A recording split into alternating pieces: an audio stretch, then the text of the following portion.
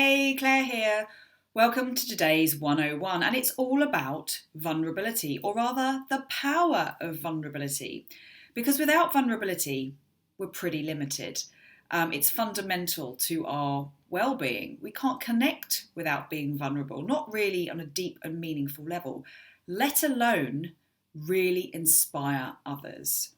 Um, and we're living in a world now where vulnerability feels really quite dangerous because we're bombarded with images of the seemingly perfect life on social media. We might be working for a company whose culture is all about covering your arse. When we look at things like WhatsApp groups, friendship circles, cliques, all of that stuff, it doesn't matter whether you're primary school age or post 40, we can all be triggered by this stuff, right? It feels pretty scary. But here's the bind.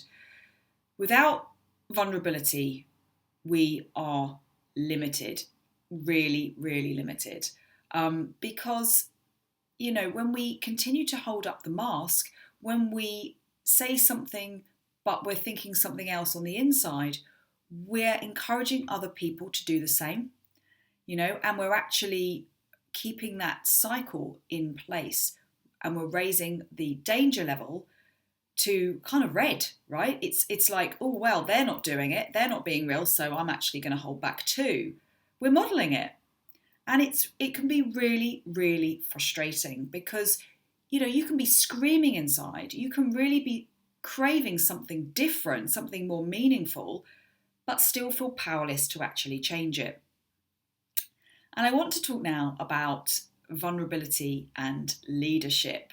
The wonderful Brené Brown, I highly recommend her work if you're not familiar with it.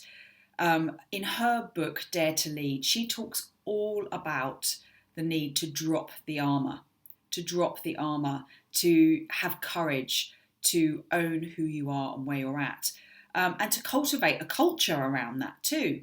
Now, while she's talking about business and entrepreneurs, this applies to everyone. We're all leaders in some shape or size, right? We're parents, we lead. So this is something that we can really embrace and model in family life because it takes a lot of courage to be vulnerable. It is courage, it's strength, it's the ultimate in taking responsibility for who you are and owning that. And it's not about weakness. There's a real misconception around, I'm vulnerable, so I'm weak. It's not about being needy or being broken.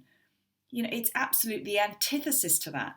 And I think it's really, really important that we, as a society, strive for more vulnerability because I think that that's what will heal the world and will make the world a better place for our children.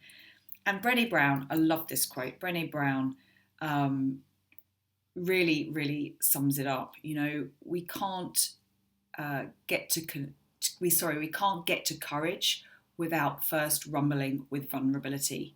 Embrace the suck. What a great quote. Because sometimes it actually sucks. It feels uncomfortable. But the more we do it, the more we show our true selves, and the more we share what we think and feel, the easier it gets.